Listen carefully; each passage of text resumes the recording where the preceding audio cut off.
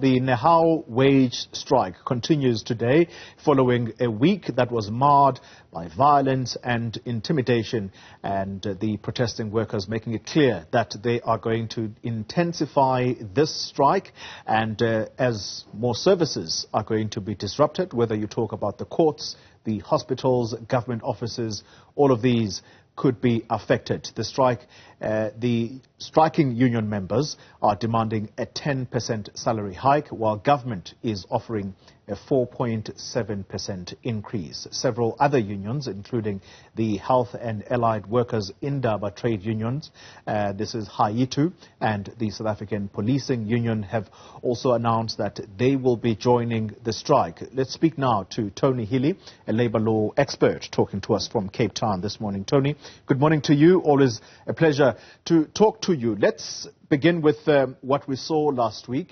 Very, very frightening scenes. At some point, an ambulance ferrying a very ill child was first stopped, and then the child eventually gets into a health facility, but they are unable to be assisted there because there simply is no staff.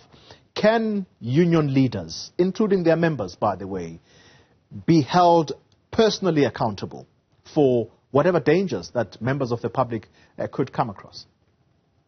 Yes, good morning. And the answer is absolutely yes. And there are various ways in which they're held accountable. To begin with, union members themselves need to maintain an acceptable code of conduct at all times, and that includes during strike action.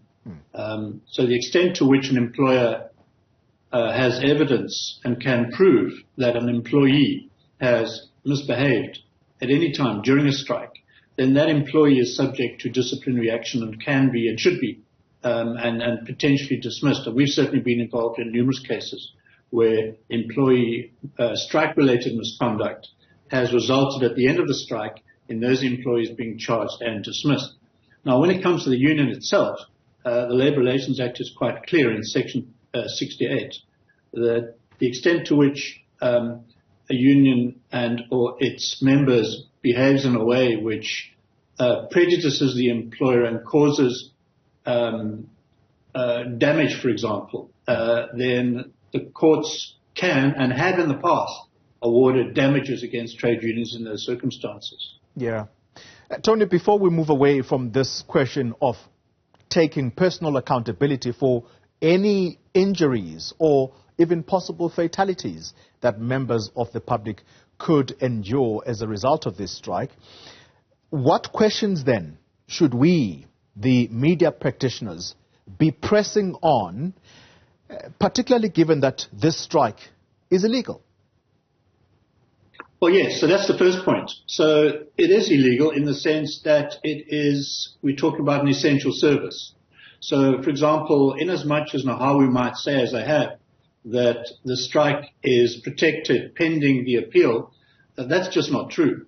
You know, an appeal against an interdict confirming that a strike is illegal does not miraculously confer protection on that strike. That's the first thing. So we should be saying to these leaders, number one, what are you doing and you have a duty to ensure that your strikers conduct themselves in an acceptable manner. What are you doing to get them to go back to work? Because this is an essential service, and you're breaking the law. And what are you doing to stop them causing the damage that they're causing and interfering with all sorts of people, third parties, patients, non-strikers, and the like? Because they have to answer those questions. And of course, to be honest, we shouldn't be surprised that they flatly deny that this is taking place, because they know that if they do, they'll be in even deeper trouble. Yeah. Tony, last week I had a conversation with the DG at Public Service and Administration, and we spoke about the non-existent minimum service level agreement.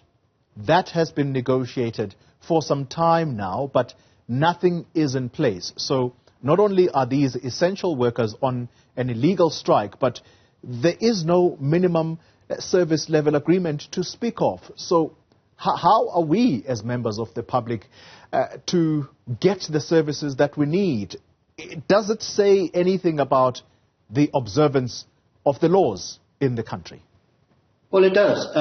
You know, and I think it's plain to see, and we're seeing it starkly even as we speak, especially in Gauteng. It's not so much the case, for example, in the Western Cape, but certainly in Gauteng, we're seeing this abhorrent behavior. Now, you know, why is it occurring? Well, you know, these workers are frustrated. They missed out on year 3 of their increase of 2 or 3 years ago.